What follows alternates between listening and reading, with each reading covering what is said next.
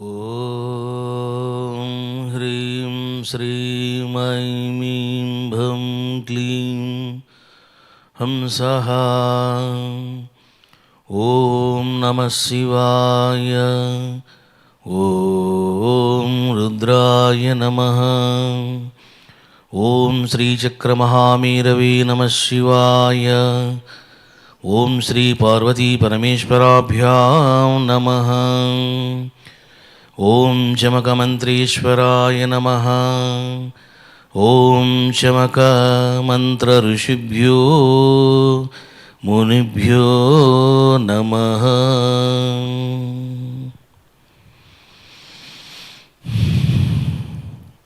దివ్యాత్మస్వరూపులారా, మానవుడు దైవ దర్శనాన్ని కోరుకున్నా, ప్రాపంచికంగా సుఖాలు కోరుకున్నా ప్రధానంగా ఏముండాలి అని అంటే అనుగ్రహము ఉండాలి. అది దైవానుగ్రహం కావచ్చు, గురువు అనుగ్రహం కావచ్చు, శాస్త్రమాత అనుగ్రహము కావచ్చు. అనుగ్రహం ఉన్నప్పుడే జీవితము సవ్యంగా, సుఖంగా, లాభదాయకంగా కొనసాగుతుంది. లేకపోతే ప్రారబ్ధ కర్మ వలన, పాప కర్మల వలన ఫలాలు అందుతూ ఉంటాయి జీవునికి. తద్వారా అతడు ఊహించని కష్టాలు, నష్టాలు, పీడలు, బాధలు అనుభవిస్తాడు. అందుకనే మహర్షులు చమక మంత్రాల ద్వారా, స్వామి మాకు ఈ కోరికలను ప్రసాదించండి, నెరవేర్చండి శీఘ్రంగా అని పరమాత్మకు విన్నవించడమో, కీర్తించడమో, స్తుతించడమో జరిగింది.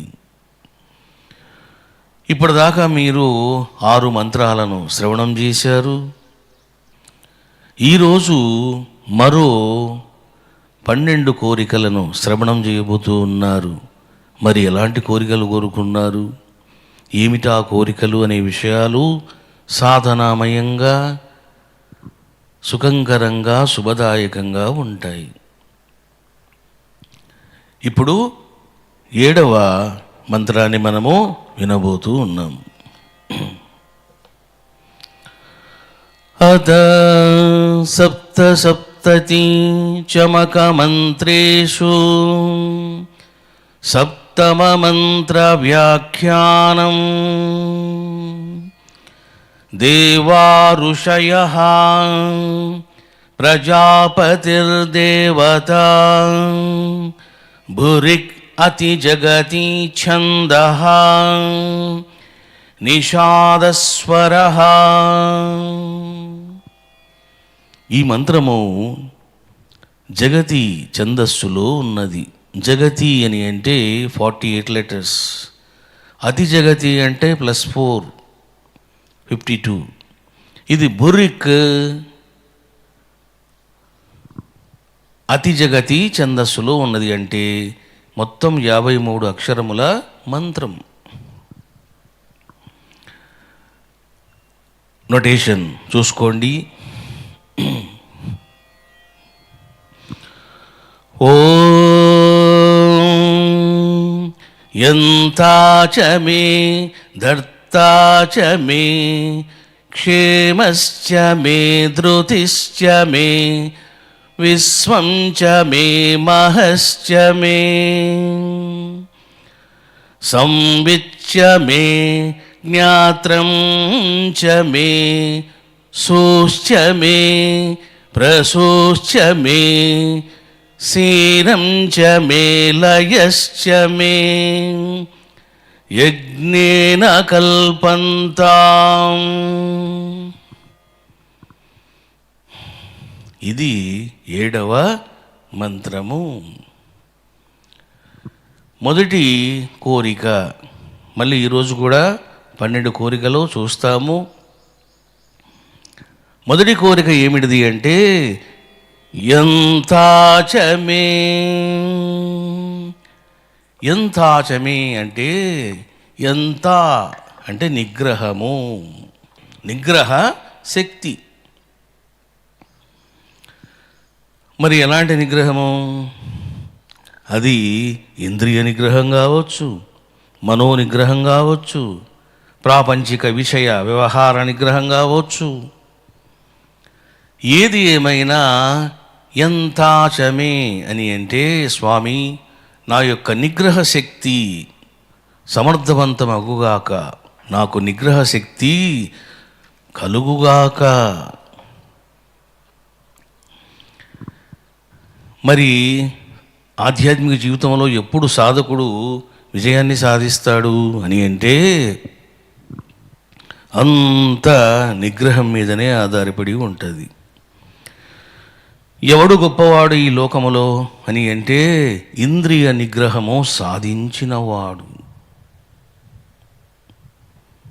ఇంద్రియాలు విచ్చలవిడిగా ఉపయోగించి అనుభవిస్తే దాన్ని రాక్షసత్వము అంటారు.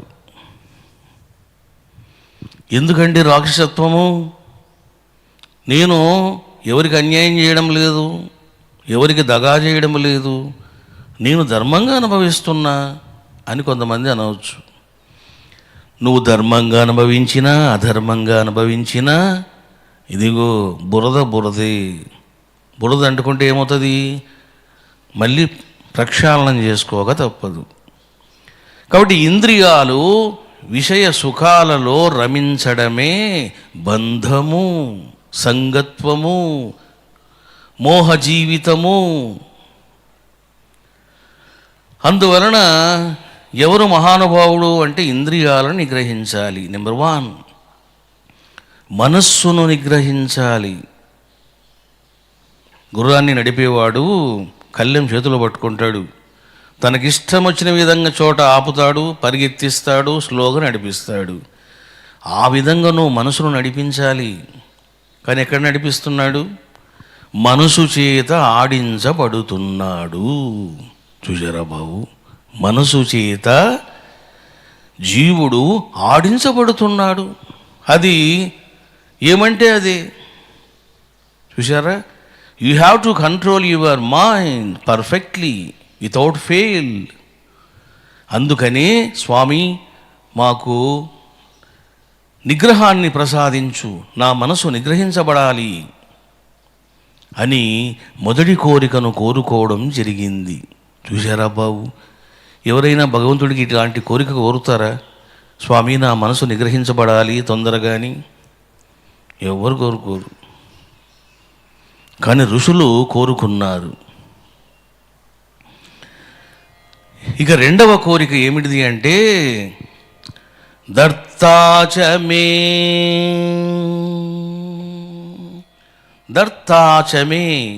అని అంటే ధారణాశక్తిని మేము కలిగి ఉండాలి. స్వామి నాకు ధారణ శక్తిని ప్రసాదించు. ధారణాశక్తి అంటే ఏమిటిది? నువ్వు పరమాత్మను ధరించడం. పరమాత్మను ధరించడం అంటే ఏమిటిది? పరమాత్మను నీలోకి ఆహ్వానం చేయడం. పరమాత్మ నీలోనే ఉన్నాడు కదా, మళ్ళీ ఆహ్వానం చేయడం ఏమిటి? ఎక్కడి నుంచి ఆహ్వానం చేస్తావు అని అంటే, ఇదంతా మిట్ట వేదాంతము అంటారు. పరమాత్మ నీలో ఉన్నాడు, అంతటా ఉన్నాడు, కానీ ఆయన ప్రకాశించబడాలి నీలో. ఇప్పుడు పరమాత్మ ప్రకాశించడం లేదా? ప్రకాశిస్తున్నాడు. ఆయన ప్రకాశిస్తున్నాడు కాబట్టి నువ్వు మాట్లాడుతున్నావు, వింటున్నావు. ఆయన ప్రకాశించకపోతే అంత శూన్యం. మరి ఆహ్వానం ఏమిటండి అని అంటే, నీవు ఆయనలో కలవడానికి ప్రయత్నము చెయ్యాలి. అది చూశారా బాబు, ప్రాపంచిక సుఖాలంటే ఏమిటిది? శబ్ద స్పర్శ రూప రస గంధాలు. శబ్దం ఉన్నది, అది విషయం. చెవులున్నాయి, ఇదిగో ఈ రెండు ఏం చేస్తాయంటే సంయోగం చెందుతాయి, ఐక్యమవుతాయి, మమైక్యమవుతాయి, తాదాత్మ్యం చెందుతాయి. అప్పుడు రసికత సిద్ధిస్తుంది. చూసారా? అక్కడ కూడా కలయిక ఉంది, అక్కడ కూడా లయం ఉంది, అక్కడ కూడా సంయోగం ఉంది. మరి మనసుకు విషయ సుఖాలలో రమించడం బాగా తెలుసు, కానీ పరమాత్మ విషయానికి వచ్చేసరికి దానికి చేత కాదు, బ్యాకౌట్ అయిపోతుంది. కాబట్టి నువ్వు పరమాత్మను ధరించాలి అంటే పరమాత్మను నీవు ఆహ్వానించడము. మనం అంటూ ఉంటాం, ఈరోజు చాలా వైబ్రేషన్స్ ఉన్నాయండి, మనసు చాలా తొందరగా నిమగ్నమైంది అంటుంటారు. What is that meaning? చాలా వైబ్రేషన్స్ ఉన్నాయంటే అర్థం ఏమిటిది?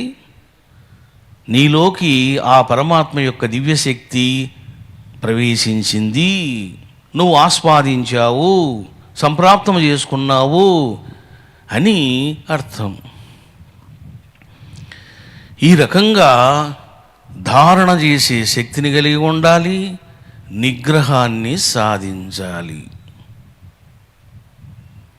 మీకు మంచి సన్నివేశాన్ని చెబుతాను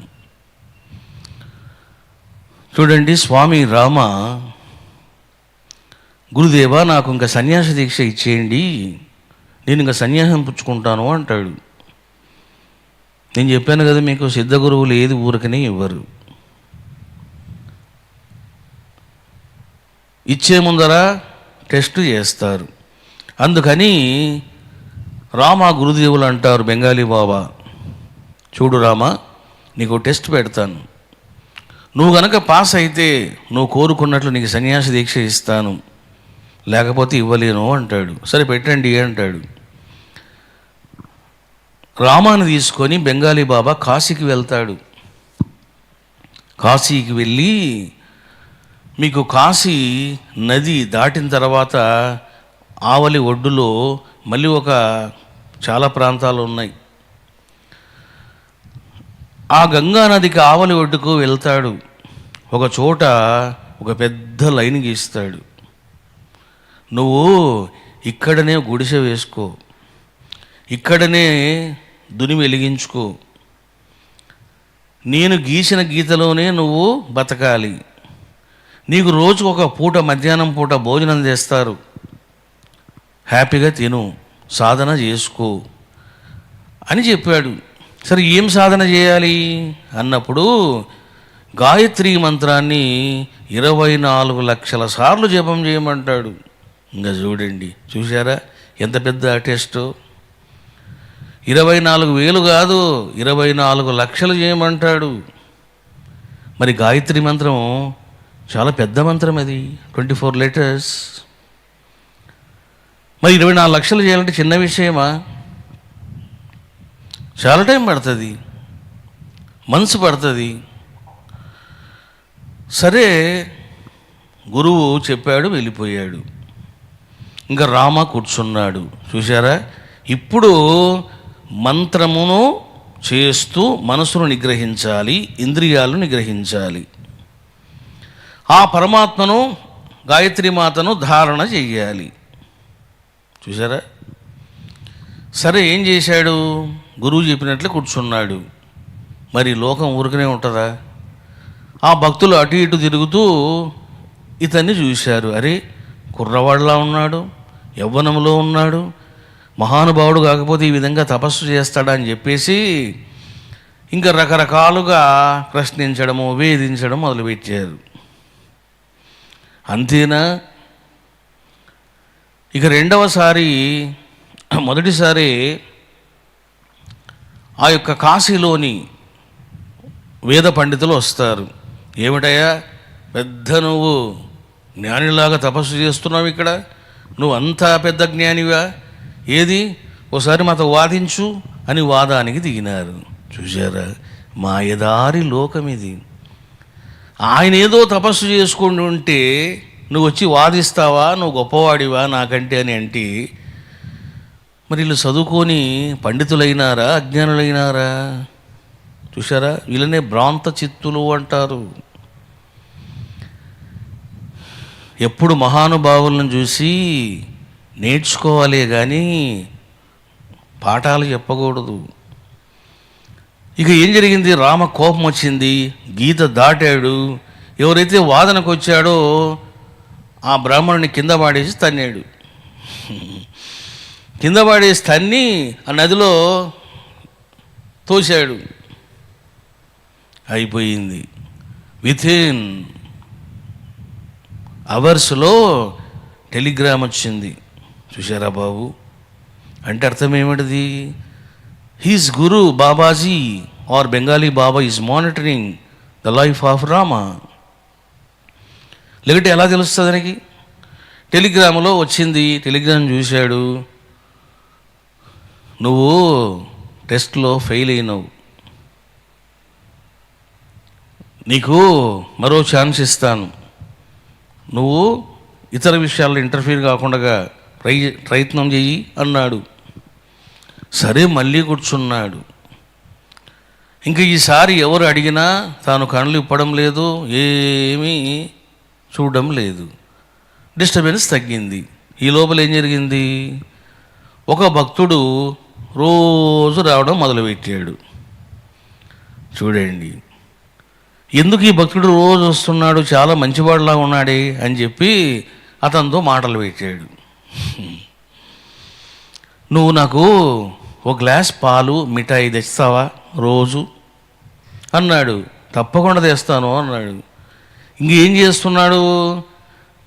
పాలు తాగుతున్నాడు, మిఠాయి తింటున్నాడు. ఈ విషయం గురువుకు తెలిసింది. వెంటనే గురువు మళ్ళీ ఇంకో టెలిగ్రామ్ ఇచ్చాడు. నా second time also you failed, నువ్వు ఫెయిల్ అయిపోయినావు, ఇంకా మూడోసారి ఛాన్స్ ఇస్తాను, ఇంకెప్పుడు నాకు అడగమాక సన్యాసం అని అన్నాడు. ఈసారిగా కూర్చున్నాడు. మూడవసారి కూర్చొని దిగ్విజయంగా మనసును నిగ్రహించి పరమాత్మను అమ్మవారిని ధారణ చేసి 24 లక్షల గాయత్రి మంత్రజపం పూర్తి చేశాడు స్వామి రామ. చూశారా బాబు?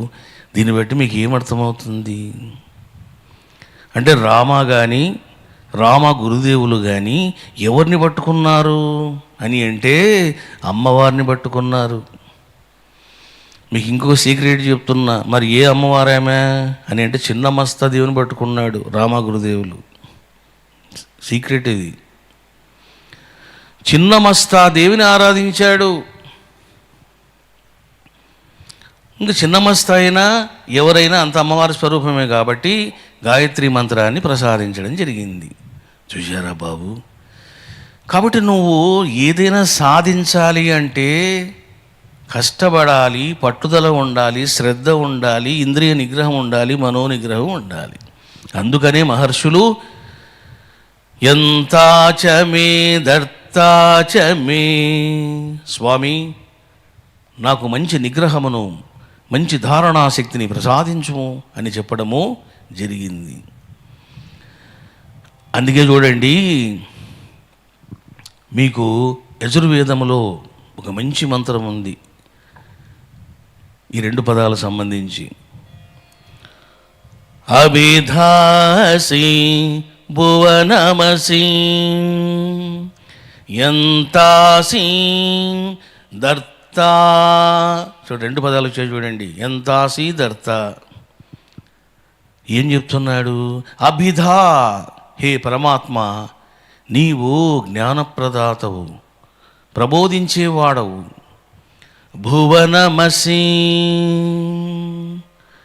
నీవు ధర్మాత్ముడవు, ధర్మస్వరూపుడవు, పవిత్ర స్వరూపుడవు. ఎంతాసి దర్తా, నీవు నియంత్రించేవాడవు. అది నియంత్రించేవాడవు. దర్తా అని అంటే ధరింపజేసేవాడవు అని చెప్పడము జరిగింది. ఈ రకంగా మీరు శ్రవణం చేశారు. ఇక 3వ కోరిక ఏమిటిది అంటే, క్షేమస్య మే క్షేమ, స్వామి నాకు భద్రతను కలిగించు, నా యొక్క భద్రత సమర్థవంతంగా ఉండుగాక. మరి ఎందుకు ఈ మాట మాట్లాడుతున్నారు? చూడండి, ఈ మనుషులకు ఆ మనుషులకు తగ్గ కష్టాలు ఉంటాయి, బాధలు ఉంటాయి. మహర్షులందరూ వాళ్ళ అడవుల్లో జీవించేవారు. ఆనాడు కరెంటు లేదు, వాటర్ కోసం ఎక్కడికో వెళ్ళేవాళ్ళు, ఏదో కాయగూరలు తెచ్చుకొని తినేవాళ్ళు. మరి అడవి అంటే మీకు తెలుసు, పాములు ఉంటాయి, జంతువులు ఉంటాయి, పులులు తిరుగుతూ ఉంటాయి, సింహాలు తిరుగుతూ ఉంటాయి, ఎలుగుబంట్లు తిరుగుతూ ఉంటాయి. చూసారా బాబు? అందువలన స్వామి నాకు భద్రతను కలిగించండి, ఎలాంటి డిస్టర్బెన్స్ నాకు రాకూడదు అని చెప్పడం జరిగింది. చూడండి, ఇప్పుడు మన సొసైటీ తీసుకోండి, మన యొక్క రమణేశ్వరమే తీసుకోండి, రాత్రిగాను అడవి పందులు తిరుగుతాయి. చూడండి, 11 అడుగుల కాంపౌండ్ వాల్ కట్టినాం, అవి ఎక్కడి నుంచి వస్తాయో దేవుడికి ఎరక. అడవి పందులు తిరుగుతాయి, డేంజరస్ అవి. నేను దీక్షలో ఉన్నప్పుడు 5వ రోజు నుంచి నేను ఇంకా డే టైం కూడా చేస్తున్నాను, రాత్రిపూట కూడా మరొక హవనం చేస్తాను అన్నాను. చూడండి, వెంటనే అమ్మాయి లక్ష్మి అన్నది, ఏంది బాబు రాత్రిపూట చేస్తానంటావు, అడవి పందులు తిరుగుతూ ఉంటాయి, అవి వచ్చి మీద పడేను, ఎందుకు రిస్క్ తీసుకోవడము అన్నది. చూసారా?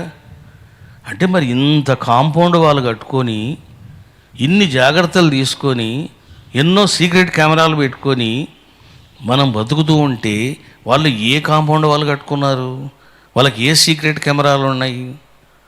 వాళ్ళకి ఎక్కడ సెక్యూరిటీ ఉంది? చూసారా? అందుకనే భద్రం చ మే స్వామి, నాకు భద్రతను ప్రసాదించండి అని కోరుకోవడము జరిగింది.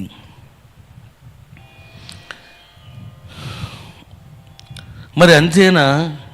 చూడండి, మానవ జీవితం ఎలాంటిదంటే, నువ్వు మిత్రులు అంటావు, ఆ మిత్రులు ఏం చేస్తారు? నీకు టోకరా వేస్తారు. చూసారా? నువ్వు శత్రువులతో బాధపడుతూ ఉంటావు, ఎవరిని నమ్మావో వాడే నీకు ద్రోహం చేసి వెళ్ళిపోతాడు. వాడు మిత్రుడు ఎట్లా అవుతాడు? చూసారా? అందుకనే అథర్వ వేదములో ఋషులు ప్రార్థన చేస్తారు, మంచి ప్రార్థన ఇది. అభయం మిత్ర దభయమిత్ర దభయం జ్ఞాత్రాదభయం పరోక్షాత్. చూసారా బాబు? అభయం మిత్రాత్, మిత్రుల వలన మాకు భయం లేకుండా చేయి స్వామి. మిత్రుల వలన భయం లేకుండా ఉండడం ఏమిటిది? మిత్రులు సహాయం చేస్తారు కదా, మంచివాళ్ళు చేస్తారు, చెడ్డవాడు ఎందుకు చేస్తాడు? నమ్మక ద్రోహం చేసి పోతాడు. చూసారా? అభయం మిత్రాత్, ఎవరినైతే మేము నమ్మామో వాళ్ళ వలన మాకు భయం లేకుండుగాక, భద్రత ఉండుగాక. అభయమిత్రాదభయం, శత్రువుల వలన మాకు భయం లేకుండా ఉండుగాక. జ్ఞాతాదభయం, తెలిసిన వారితో మాకు భయం లేకుండా ఉండుగాక. చూసారా బాబు? తెలిసిన వారు, లోకంలో చాలామంది అంటూ ఉంటారు, అది తెలిసినోడేనండి, మాకు బాగా పరిచయం అండి, మాకు దూర బంధువుడు అవుతాడండి, వాడు ఈ విధంగా చేస్తాడని అనుకోలేదండి అంటారు. అందుకని ఈ కలియుగంలో గుర్తుపెట్టుకోండి, అనవసర విషయాల్లో ఇంటర్ఫీర్ కావద్దు, ఎవరిని గుడ్డిగా నమ్మవద్దు, ఎవరికి లేనిపోని సెక్యూరిటీలు ఇవ్వమాక. కొంతమంది చూడండి, మీకు గవర్నమెంట్ జాబ్ కదండి, మీరు సెక్యూరిటీ ఇస్తే నాకు మేలు జరుగుతుంది అంటే వీడు ఏం చేయడం? సంతకం పెట్టడం, మిత్రుడు కదా అని వాడు టోకర్ వేసిపోవడం, వీడు కుయ్యో ముయ్యో అనడం. దేనికి వచ్చింది నీకు? వదిలేసేయి. వల్ల మారిన ధర్మాలు ఈ కలియుగములో పనికి రావు.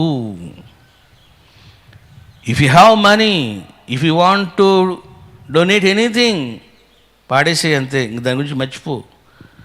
లేదు నీ దగ్గర డబ్బులు లేవా, ఇవ్వడం ఇష్టం లేదా, ఊరుకో.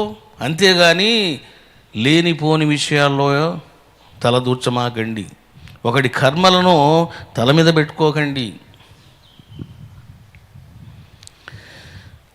ఈ రకంగా క్షేమ అని అంటే మేము క్షేమంగా ఉండాలి స్వామి, భద్రతతో ఉండాలి, అది అంటే రక్షణతో ఉండాలి అని చెప్పడం.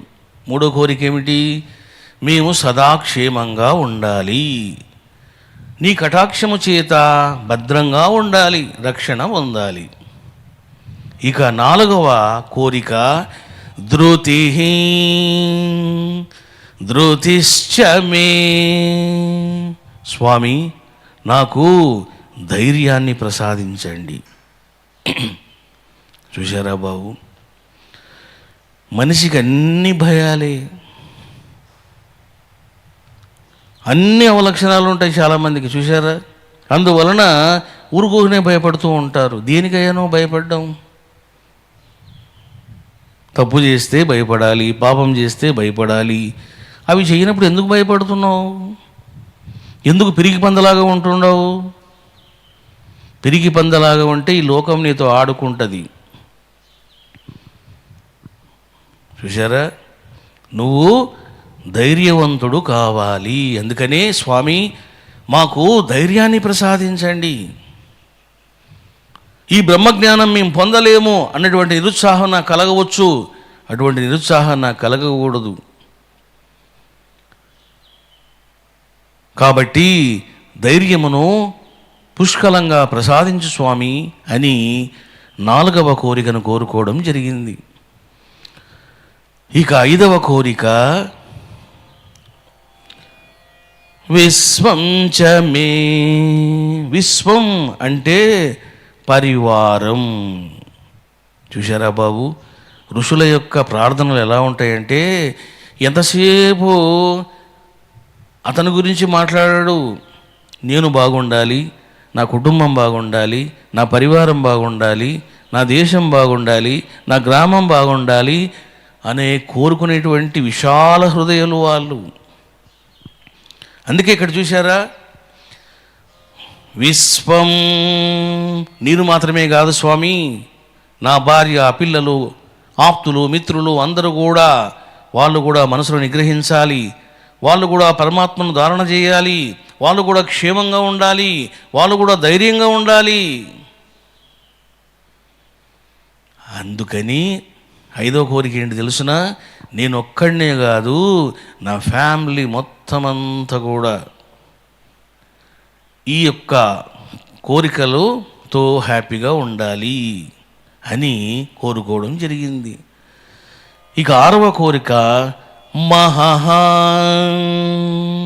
స్వామి నీ కటాక్షం వలన నేను ఎన్నో మహత్కార్యములు చేస్తూ ఉన్నాను, ఇవన్నీ సమర్థవంతం కావాలి, ఇంకా బాగా చేయాలి నీ సేవ. చూసారా, మహా అంటే ఏమిటిది? మహత్తరమైనటువంటి కార్యములు నేను సమర్థవంతంగా చెయ్యాలి, అవి ఆగకూడదు, ఇంకా దేదీప్యమానంగా ప్రకాశించాలి అని 6వ కోరికను కోరుకోవడము జరిగింది. ఇక 7వ కోరిక సంవిచ్చమే. సంవిచ్చమే అంటే సంవిత్ చమే. సంవిత్ అంటే ఏమిటిదంటే బుద్ధి జ్ఞానం. అది మరి మనిషి ఏం చేయాలి? బుద్ధి జ్ఞానం పెంచుకోవాలి. బుద్ధి జ్ఞానం ఎలా పెరుగుతుంది? శాస్త్రాలు చదవాలి. చూశారా, భారతీయ సంస్కృతిలో పుట్టిన వాడికి, ఒక హిందువుగా పుట్టిన వానికి ఒక మహా ఆస్తి ఏమిటిది అంటే శాస్త్రము. సముద్రములాగా వచ్చి నీ మీద పడుతుంది శాస్త్రం. ఇదిగో ఎంత చదువుతావో చదువు అంటది. చూశారా, 4 వేదాలు, 108 ఉపనిషత్తులు, ఇతిహాసాలు, స్మృతులు, ఆగమాలు, నిగమాలు, ఇవన్నీ ఏ మతంలో ఉన్నాయి? ఏ మతం తీసుకున్నా మీకు ఒకే గ్రంథం ఉంటుంది. మరి భారతీయ సంస్కృతి ఎట్లాంటిది అంటే సునిశ్చితమైనటువంటి జ్ఞాన విజ్ఞానాలను ప్రజ్ఞానాలను ప్రసాదించేటువంటి సంపద మనకున్నది. అందుకని స్వామి సంవిచ్చమే, మేము శాస్త్రాలను అధ్యయనం చేసి వేదాలను అధ్యయనం చేసి గొప్ప శాస్త్ర జ్ఞాన పారంగతులము కావాలి, సర్వశాస్త్ర కోవిదులము కావాలి అని కోరుకోవడం జరిగింది. చూసారా, ఋషుల దగ్గర రెండు ఉంటాయి. వాళ్ళ దగ్గర శాస్త్రం ఉంటుంది, వాళ్ళ దగ్గర సమాధి నిష్ఠ ఉంటుంది. ఊరికి ఎంతసేపు నేను శాస్త్రాలు చదువుతాను, ఇతరులకు చెప్తాను, గ్రంథాలు రచిస్తాను అంటే నిన్ను వెర్రి వెంగళం అంటారు. శాస్త్రం దేనికోసం? అనుష్ఠానం కోసం, సిద్ధత్వాన్ని పొందడం కోసం. అది సిద్ధత్వాన్ని సాధించాలి నువ్వు. చూశారా బాబు? చూడండి, మీకు మంచి ఎక్స్పీరియన్స్ చెప్తాను. గురు పౌర్ణమి నాడు నేను హవనం చేశాను. ఆ హవనం ప్రత్యేకంగా ఎవరి కోసం చేశాను? వేద ఋషుల కోసము, మునుల కోసము, సిద్ధగురువుల కోసము నేను చేశాను. సరే, ఆ రోజు ఫోటోలు నేను పరిశీలన చేస్తే నాకు చాలా ఆనందం కలిగింది. ఏమిటిది అంటే ఎంతమంది ఋషులు కనపడ్డారు. ఏదో కనపడ్డం అంటే ఒక ఆటలా కనపడ్డం కాదు. వాళ్ళ జటాజూటం, బొట్టు, వాళ్ళ గడ్డము, వాళ్ళు వేసుకున్న మాలలతో పాటు దర్శనమిచ్చారు. చూసారా బాబు? What is this? ఇదిగో దీన్ని కృపా సిద్ధి దైవత్వ ప్రాప్తి అని అంటారు. ఒక ఋషి ఇంకో ఋషిలా లేడు. ఒక ఋషి మరో ఋషిలాగా కనపడడం లేదు. రకరకాల ఋషులు కనపడ్డారు. మరి ఏంటిదంతా? చూశారా బాబు? కాబట్టి ఇక్కడ మనం ఏమర్థం చేసుకోవాలి అంటే, నువ్వు ఆ మాధుర్యమును ఎక్స్పీరియన్స్ చేయాలి. సమాధిలోకి పోవడమే కాదు, you have to talk with maharshis, you have to travel to upper lokas. అదే కదా నిజమైన ఆధ్యాత్మికత అంటే. ఎంతసేపు నేను చదివి చెప్తాను, నువ్వు విని చప్పట్లు కొట్టు అంటే వాళ్ళని ఏమంటారు? భ్రాంత చిత్తులు అంటారు. శాస్త్రం ఉన్నది దైవత్వ సిద్ధిని సాధించుకోవడం కోసం, ఇతరులకు చెప్పడానికి కాదు. ఈ రకంగా మీరు అర్థం చేసుకున్నారు ఏమని? బుద్ధి జ్ఞానమును మాకు ప్రసాదించు స్వామి, శాస్త్ర జ్ఞానమును మాకు ప్రసాదించుము సంవిత్. అందుకే చూశారా బాబు, మహర్షులు చెబుతారు, మేధాం సాయం మేధాం ప్రాతః మేధాం మధ్యందినం పరి. చూశారా ఏం చెప్తున్నారు? మేధాం సాయం, మేము సాయంత్రం సమయములో మేధస్సును పొందాలి. అది మేధాం ప్రాతః, ప్రాతకాలములో మేము జ్ఞానాన్ని సొంతం చేసుకోవాలి. మేధాం మధ్యందినం పరి, మధ్యాహ్నం పూట కూడా మేము సొంతం చేసుకోవాలి. చూశారా బాబు? వ్యాపారస్తుడు ఏం చేస్తాడు? ఈరోజు పొద్దున్నుంచి మధ్యాహ్నం దాకా ఎంత వచ్చింది ఆదాయం? బాగానే వచ్చింది. మధ్యాహ్నం నుంచి సాయంత్రంకి ఎంత వచ్చింది? చూశారా బాబు? ఏ విధంగా అయితే వ్యాపారం చేసేవాడు డబ్బుల గురించి ఆలోచిస్తాడో, నువ్వు జ్ఞానము గురించి ఆ విధంగా కష్టపడాలి. చూశారా? కష్టపడక తప్పదు, మీరు ఎవరైనా తప్పదు. చూడండి, ఇప్పుడు అవధూత గీత భవానీ శివాని చెప్తున్నారు. నేను కొన్ని రోజులుగా చెప్పండి పాప, అష్టావకర గీత చెప్పండి, రుభుగీత చెప్పండి అని నేను చెబితే వాళ్ళు విని విన్నట్లు ఉండేవాళ్ళు. చూశారా, దైవానుగ్రహం కురవాలి. ఎప్పుడైతే వాళ్ళు సమాధిలోకి వెళ్ళిపోయినారో, పరమాత్మను దర్శించారో, ఆ శక్తి, ప్రవచనము చేసే భాగ్యము, ఇవన్నీ వాళ్ళకి ఆటోమేటిక్గా సంప్రాప్తం అవుతాయి. ఇప్పుడు నేను చూస్తే ఎప్పుడు చూసినా పుస్తక పఠనం. చూసారా బాబు, మరి చెప్పాలి అంటే ఎన్నో అధ్యయనం చేయాలి, ఎన్నో శాస్త్రాలు తిప్పాలి. వాడు నాకు వచ్చి అడుగుతూ ఉంటారు, నాన్న ఈ సన్నివేశం సంబంధించి నాకు ఎగ్జాంపుల్ కావాలి అన్నప్పుడు, చూసారా నేనే కొంచెం హెల్ప్ చేస్తూ ఉంటా. ఓకే, ఈ గ్రంథం చూడు, అది కూడా చెప్పను, మళ్ళీ ఈ గ్రంథం చూడు, ఆ గ్రంథంలో పలానా అధ్యాయం చూడు, చదువుకోపో అంటాను. చూసారా, అంతేగాని ఇంకా నేనే కూర్చొని చేస్తే ఎట్లా అవుతుంది?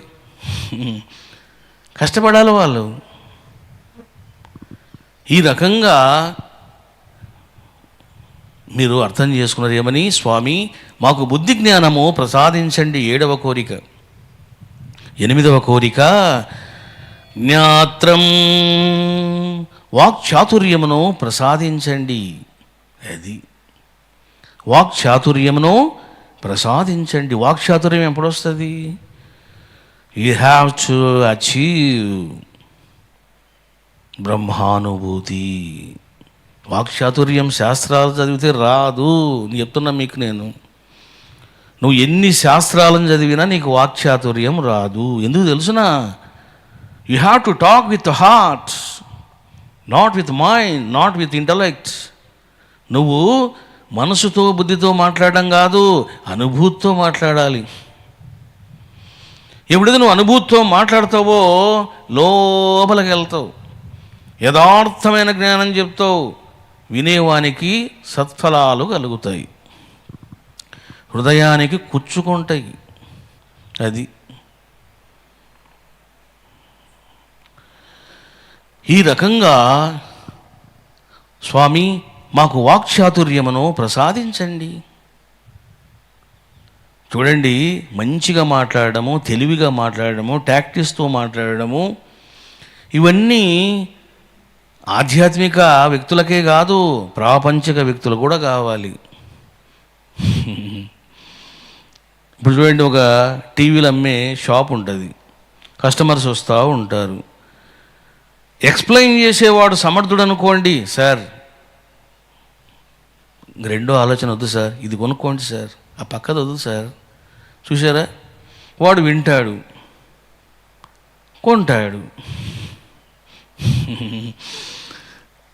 కాబట్టి ఎట్లా వస్తాయి ఇవన్నీ?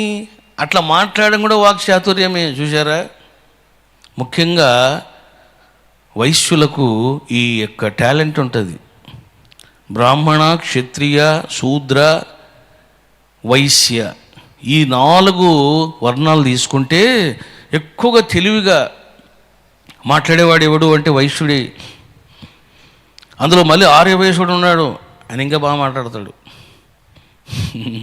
చూసారా బాబు, నేను ఆర్యవైశ్యుని అని అట్లా చెప్పడంలే, మాకు తెలుసులే స్వామి నువ్వు ఆర్యవైశ్యుడివి, అందుకే నీ కులాన్ని పైకి ఎత్తేస్తున్నావు అనుకోవచ్చు. నో, అసలు వ్యాపారం చేసేవాళ్ళు ఎవరు? వైశ్యులే. చూసారా, కాబట్టి చెప్పడములో చాతుర్యం, చూపించడములో చాతుర్యం, ఎక్స్ప్లెయిన్ చేయడంలో చాతుర్యం.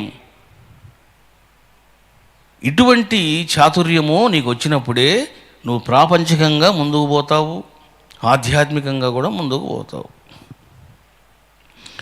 ఇక 9వ కోరిక ఏమిటిది అంటే, సూహో సూచ్యమే.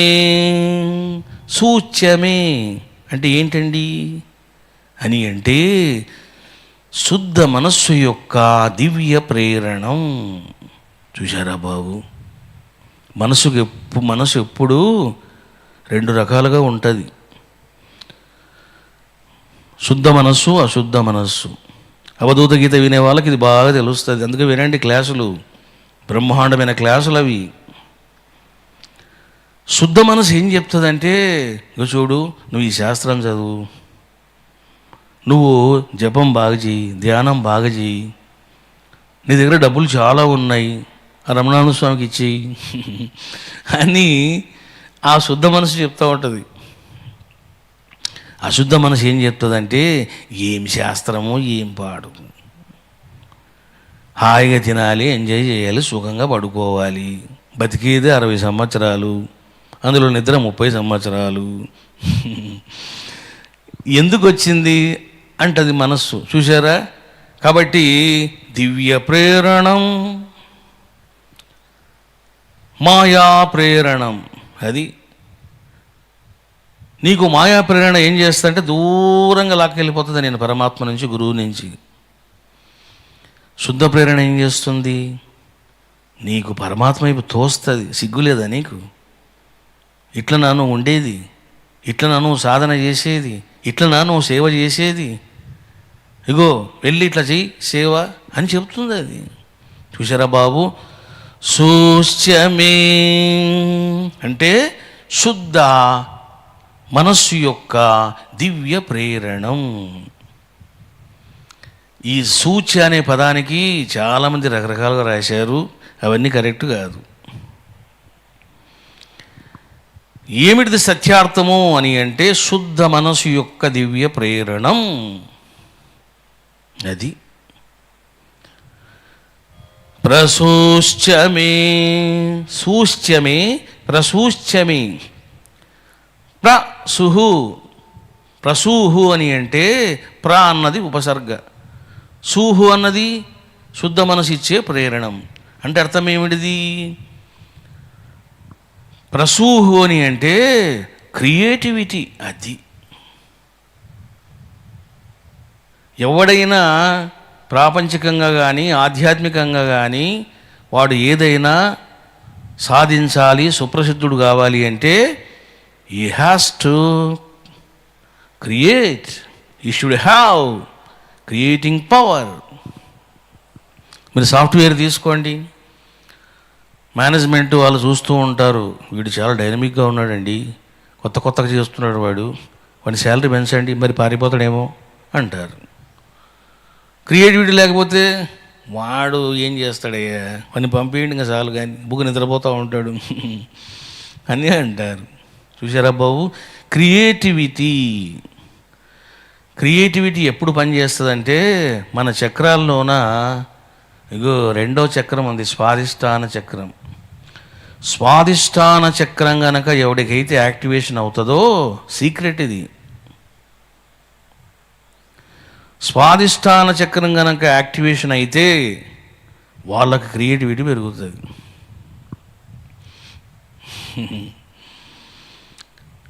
ఈ రకంగా మీరు అర్థం చేసుకున్నారు.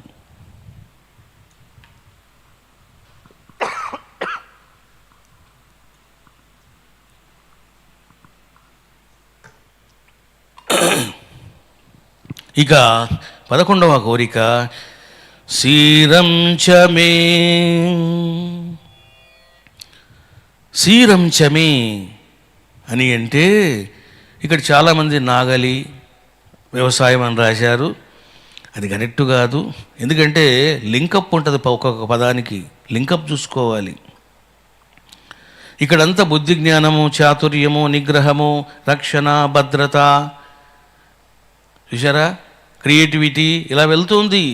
మరి ఇవన్నీ రావాలంటే ఏం చేయాలి వాడు? శ్రీరంచమే, పరిశ్రమించాలి. అది శ్రీరం అంటే ఏమిటి మీనింగ్? సత్యార్థము పరిశ్రమ. అది ఏమి కృషి అయ్యా వాడిది, అద్భుతమైన కృషి అంటుంటారు. అంటే ఏమిటిది? Hard work. ఎంత హార్డ్ వర్క్ అది, చాలా అంకిత భావంతో చేస్తున్నాడు అతను అంటూ ఉంటారు. కాబట్టి శ్రీరం అంటే ఏం తెలుసునా? పరిశ్రమించడము, కష్టపడడం. చూశారా బాబు, ఎవడు ఊరికనే జ్ఞాని కాలేడు, కష్టపడాలి. ఇక చివరి కోరిక లయశ్చమే. లయశ్చమే అని అంటే సమాధిలోకి ప్రవేశించడము, మనోలయం అని అర్థం. బ్రహ్మముతో నీవు తాదాత్మ్యము చెందడం, బ్రహ్మములో నీవు కలిసిపోవడం. లయః అంటే ఏమిటిది?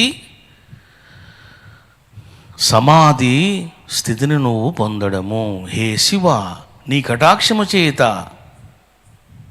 నేను సమాధికి పొందాలి, సమాధిలోకి ప్రవేశించాలి. ఈ రకంగా మీరు 12 కోరికలు ఈరోజు శ్రవణం చేశారు. చూశారా బాబు, చమక మంత్రాలు ఎంత పవర్ఫుల్లో మీకు అర్థమవుతుంది. ఇంకా కొన్ని రోజులు పోతే, ఇప్పుడు నమక మంత్రాలతో రమణేశ్వరంలో అభిషేకాలు జరుగుతున్నాయి.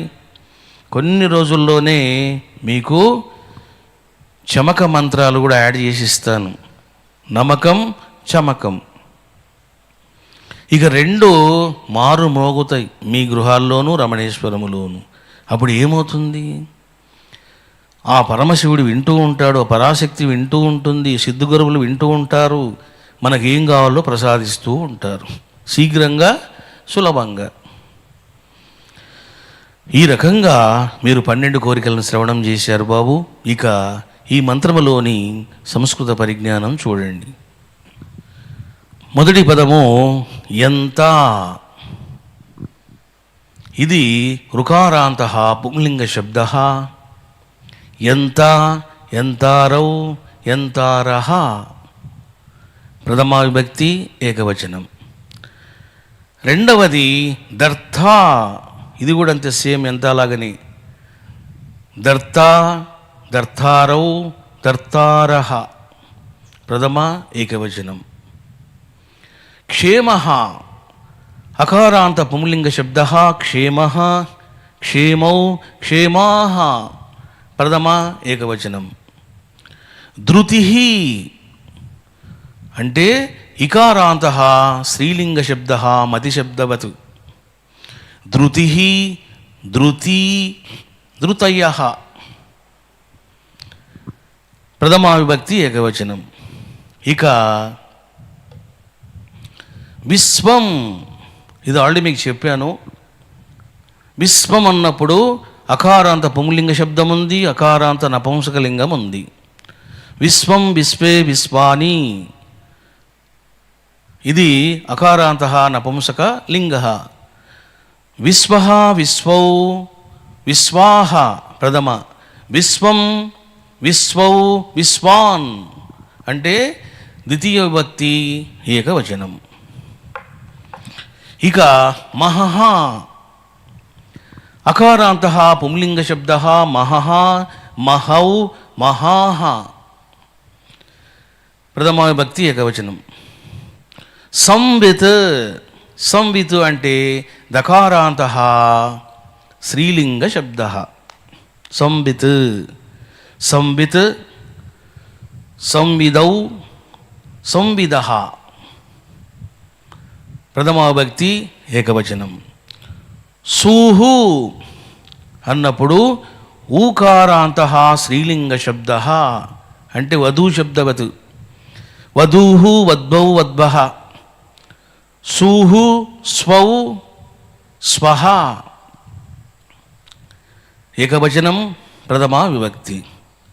ప్రసూహు, ప్రా వచ్చి కూర్చుంది అంతే, అంటే ప్రా అన్నది ఉపసర్గ. అంటే ప్రసూహు, ప్రస్వౌ, ప్రస్వః ప్రథమా విభక్తి ఏకవచనం. ఇక శీరం. శీరః అకారాంత పుంలింగ శబ్ద. శీరః, శీరౌ, శీరాః. ఇక్కడ ఏముంది మనకు? శీరం అని ఉంది, అంటే ద్వితీయం అవుతుంది అది. శీరం, శీరౌ, శీరాన్. ఈ రకంగా మీరు శీరం శబ్దాన్ని శ్రవణం చేశారు. ఇక లయః, లయః అని అంటే అకారాంతః పుంలింగ శబ్ద, లయః లయౌ లయాః ప్రథమ ఏకవచనం. ఇక జ్ఞాత్రం అకారాంతః నపుంసకలింగ, జ్ఞాత్రం జ్ఞాత్రే జ్ఞాత్రాణి అకారాంతః నపుంసకలింగ ప్రథమా విభక్తి ఏకవచనం. ఈ రకంగా ఆత్మస్వరూపులారా చక్కగా వ్యాకరణం కూడా తెలుసుకున్నారు. ఇక మంత్రము చూడండి.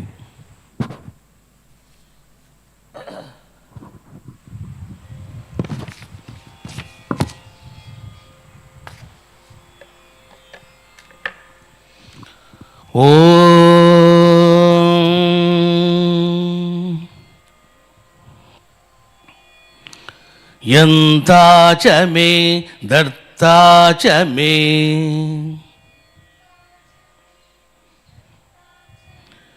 క్షేమశ్చ మే ధృతిశ్చ మే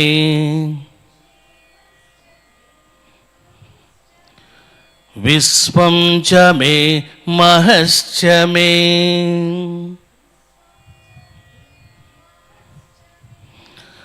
సంవిచ్చ మే జ్ఞాత్రం చ మే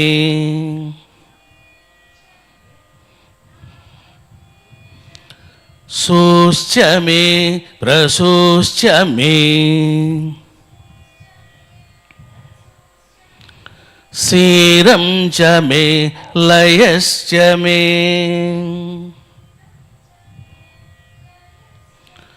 యజ్ఞేన కల్పంతాం.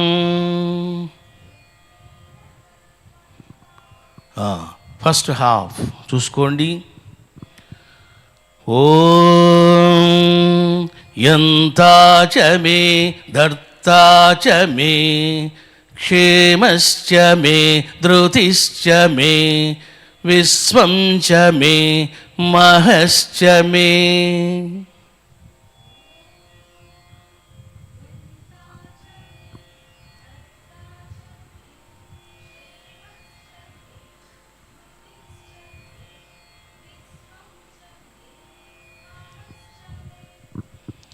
సెకండ్ హాఫ్ చూసుకోండి.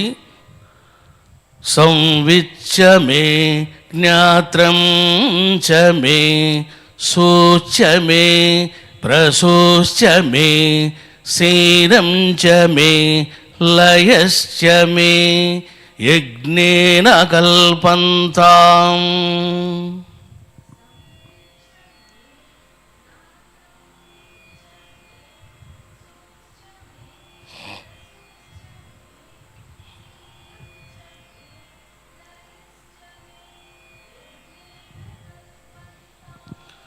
మొత్తం చూసుకోండి. ఓం యంతా చ మే దర్తా చ మే క్షేమశ్చ మే ధృతిశ్చ మే విశ్వం చ మే మహశ్చ మే సంవిచ్చ మే జ్ఞాత్రం చ మే సూశ్చ మే ప్రసూశ్చ మే శీరం చ మే లయశ్చ మే యజ్ఞేన కల్పంతాం.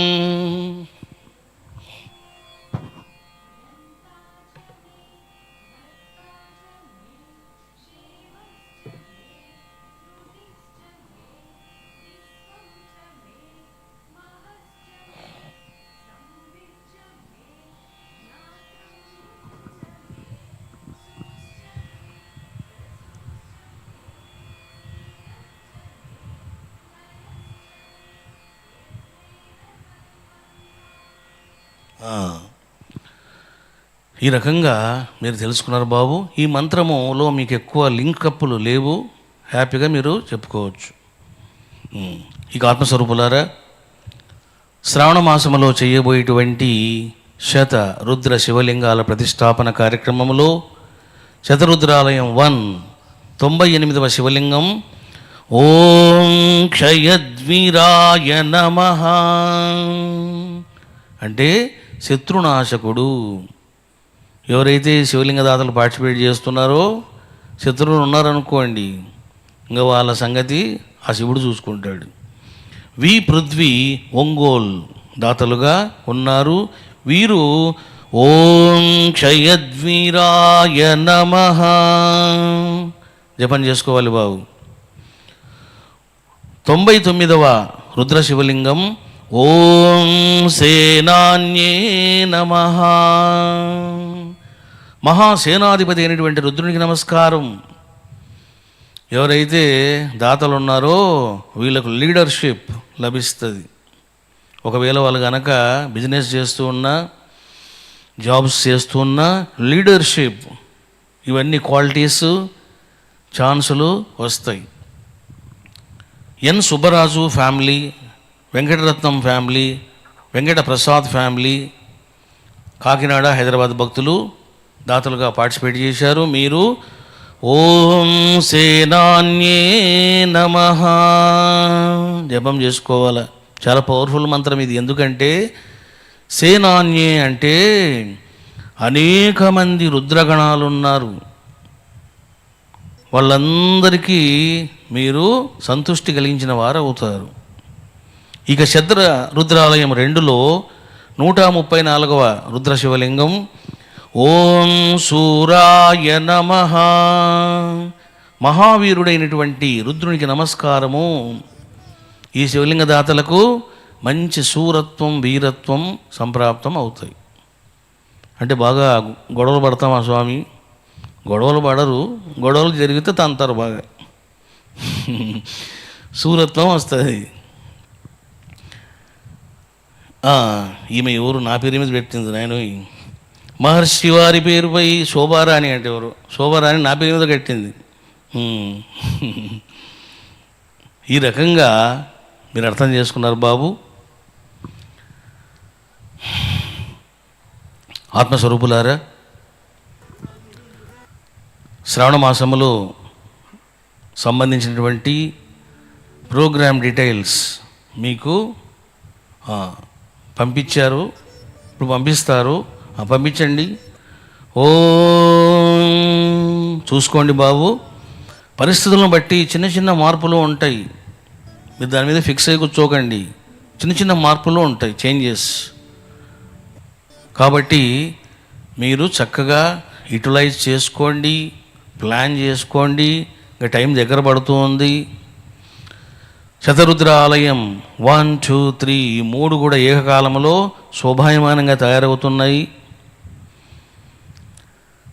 చూడండి, శ్రీచక్ర మహాలయంలో అమ్మవారు ఫైబర్ వర్క్ చేయించుకుంది. రుద్రుడు ఏమనుకున్నాడంటే, మరి నేనెవరిని? ఆ శ్రీచక్రేశ్వరి పతిదేవుణ్ణి కదా, మరి నాకు వద్దా ఫైబర్ వర్క్ అని ఆయన కూడా ఫైబర్ వర్క్ చేసుకుంటున్నాడు. ఇంకా చెప్పండి, చూడండి. అంటే పోటీ, వీళ్ళిద్దరికి పోటీ. బాగానే పడుతున్నారు, కానీ డబ్బులు ఇస్తే బాగుంటుంది. ఈ రకంగా చక్కగా కార్యక్రమం చేసుకోండి బాబు. ఇక మళ్ళీ మనము రేపు కలుసుకుంటాము. రేపు సాయంత్రము 6:30కి హవన కార్యక్రమం ఉంటుంది. చెప్పాను మీకు, రేపు సిద్ధ హవనం చేస్తాను. రేపు స్పెషాలిటీ ఏమిటిది అంటే, మనం అష్టమి హవనం ఎలాగో చేస్తాము, కానీ రేపు సాయంత్రంతో ఉత్తరాయణం పరిసమాప్తం అవుతుంది, దక్షిణాయనం ప్రారంభం అవుతుంది. ఉత్తరాయణ పుణ్యకాలానికి స్వస్తి చెప్పి దక్షిణాయన పుణ్యకాలానికి కూడా మనం శ్రీకారం చుడుతాం. మళ్ళీ వచ్చే ఉత్తరాయణ కాలం వరకు మేము చక్కగా అనుష్ఠానం చేయాలి, మీ కృప కలగాలి అని. కాబట్టి చక్కగా పార్టిసిపేట్ చేసుకోండి.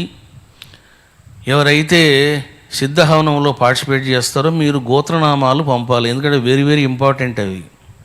సిద్ధహవనంలో గోత్రనామాలు కీలకంగా పనిచేస్తాయి. ఎందుకంటే అంత సైలెన్స్లో జరుగుతూ ఉంటుంది కార్యక్రమం. మీరు కేవలం చూస్తూ ఉండడమే అంతే. ఎవరైతే పార్టిసిపేట్ చేశారో చెప్పాను కదా, ఎల్లో అక్షతలు, రెడ్ అక్షతలు, రాళ్ల ఉప్పు, తర్వాత మిరియాలు కలిపి పెట్టుకోవాలి. ఒక ప్లేట్ పెట్టుకోండి. అక్కడ మీరు హవనములు వేయలేరు కాబట్టి నేను ప్రక్రియ చెప్పినప్పుడు మీరు ఆ విధంగా చేసి ఆ పళ్ళెంలో వేయండి. ఫైనల్గా మీరు మంగళహారతి ఇచ్చిన తర్వాత ఆ పళ్ళెం తీసుకెళ్ళి ఆ పళ్ళెంలో కొన్ని నీళ్లు పోసి ఈ చెట్టుకో మొక్కలకో తొట్టిలోనో పోయండి. అవి తొక్కకూడదు, ప్రసాదంగా మరి నోట్లు వేసుకోకూడదు. ఈ జాగ్రత్తలు తీసుకోవాలి బాబు. ఇక రమణేశ్వరానికి ఎవరైతే వస్తారో వాళ్ళకు మాత్రం ఒక హోమగుండం ఉంటుంది, అక్కడ వాళ్ళు ప్రక్రియ చేసి అందులో వేస్తారు. ఈ రకంగా మీరు అర్థం చేసుకున్నారు బాబు. మంగళహారతి ఇచ్చి వెళ్దాము. మళ్ళీ మనం రేపు 6:30కి కలుసుకుంటాం. అందరూ చెప్పండి. ఓం హ్రీం శ్రీం నమః శివాయ. ఓం రుద్రాయ నమః. ఓం శ్రీ దత్తాత్రేయాయ నమః.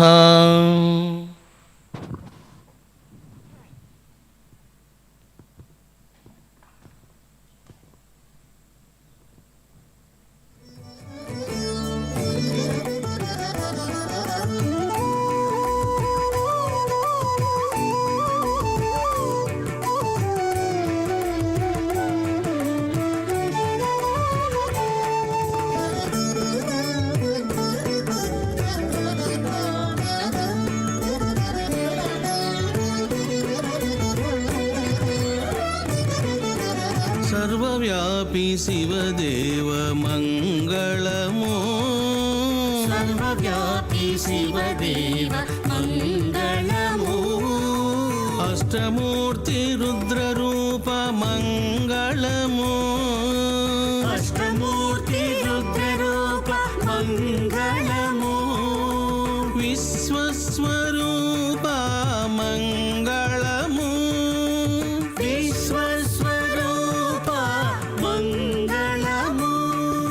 షిరిడి సాయి దేవ మంగళము. షిరిడి సాయి దేవ మంగళము. సర్వవ్యాపి శివదేవ జయ మంగళం.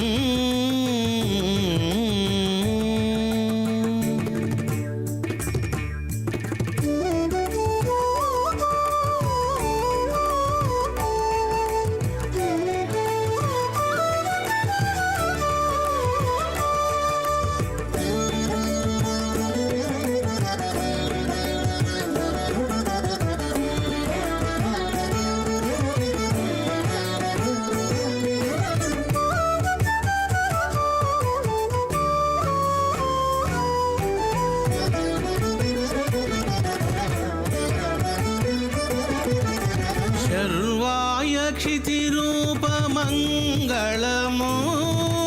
శర్వాయక్షితిరూప మంగళమో. భవాయ జలరూప మంగళము. భవాయ జలరూప మంగళము. శంభో శంకర గురుదేవ సాంబ సదాశివ మంగళం. శర్వాయక్షితిరూప